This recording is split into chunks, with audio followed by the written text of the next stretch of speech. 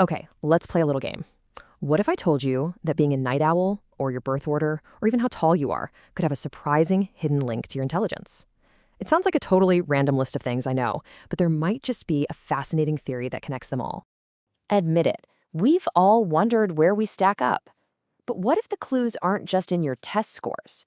What if they're hidden in your everyday habits, your family, and even your physical traits? We're about to dive into some of the most surprising scientific correlations with intelligence, and you can see for yourself if any of them ring true. So first up, let's talk family. Research consistently shows that firstborn kids tend to have a slight IQ advantage over their younger siblings. And when I say slight, I mean slight. This is just a statistical trend, not some ironclad rule, but it's the first piece of our puzzle. And this is where it gets even weirder. Another correlation that keeps popping up in studies is height. Taller people, on average, also tend to score a little bit higher on IQ tests.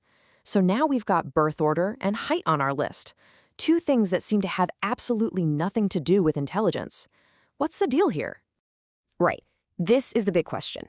Are these just bizarre, random coincidences, or is there some deeper theory that actually ties these completely unrelated traits together?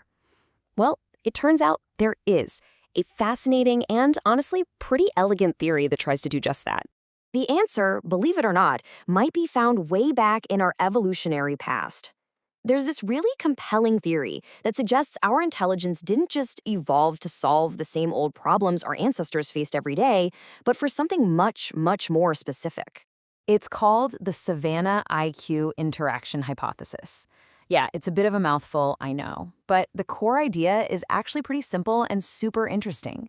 It suggests that our general intelligence evolved to be our species' ultimate tool for dealing with brand new situations, things our ancient brains had never, ever seen before. So the logic behind the theory breaks down like this. First, our brains are basically hardwired for life on the ancient savanna. That's our factory setting. Second, intelligence is the special software we use to solve new problems that our basic wiring isn't built for. So, if you put those two together, the theory predicts that more intelligent people might just be unconsciously drawn to new modern behaviors that didn't even exist back then.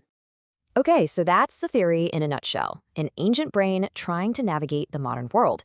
Sounds cool, but let's see if it actually holds up. We can put it to the test by looking at a couple of super common modern habits. Let's start with sleep. For our ancient ancestors, life was ruled by the sun. Sun's up, you're active. Sun's down, it's dark, it's dangerous, and it's time to rest. Being active during the day was just the normal, default setting for humanity. But today, oh man, we have completely flipped the script. We've got electric lights, 24/7 entertainment, cities that never sleep. Being a night owl is a totally modern invention. From an evolutionary perspective, it's a brand new behavior. It simply wasn't an option for most of human history. And this is where the hypothesis clicks into place. If intelligence is drawn to novelty, then the theory predicts that more intelligent people would be more likely to adopt this new, nocturnal lifestyle. And guess what? Studies actually show a correlation between higher IQ and being a night owl. Kind of weird, right? Okay, let's take another example, alcohol. In our ancestral world, drinking alcohol was a pretty rare event. You'd probably have to just stumble upon some fruit that had fermented in the sun. It definitely wasn't a regular part of anyone's diet. Now, contrast that with today. We have the deliberate production of beer, wine, and spirits. We have entire social rituals built around drinking. The whole thing is a very, very recent development in our species timeline. It's another textbook example of a novel behavior. So, if we apply that Savanna-IQ hypothesis one more time, we get a clear prediction. Smarter people might be more likely to engage with this novel substance. And, interestingly enough, research does support this. It shows a positive link between a person's IQ in childhood and how much alcohol they consume as an adult. So this theory seems to explain some of our modern habits pretty well, doesn't it? But here's the thing, it's not a perfect fit for everything. What about some of those other strange correlations out there? The ones that don't quite fit the whole novelty idea so neatly. For example, did you know that left-handed people often score higher on tests for divergent thinking? That's basically your brain's ability to come up with a whole bunch of creative ideas and solutions. And then there's this one, which is a real head-scratcher. High IQ teenagers are statistically more likely to be virgins, which seems to kind of go against a simple novelty-seeking impulse. So this brings us to the biggest, most important question of all.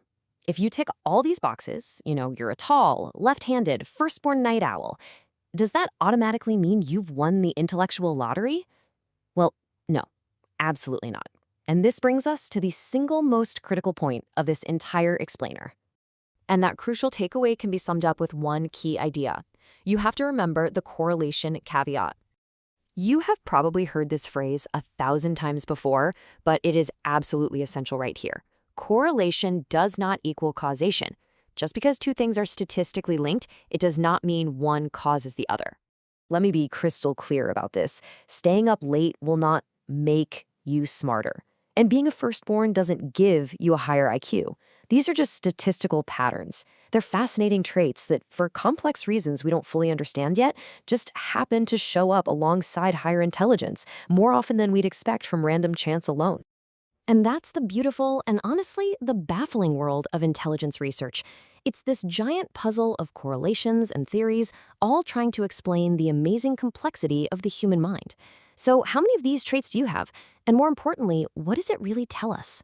Maybe the only certain trait of intelligence is just having the curiosity to keep on asking why.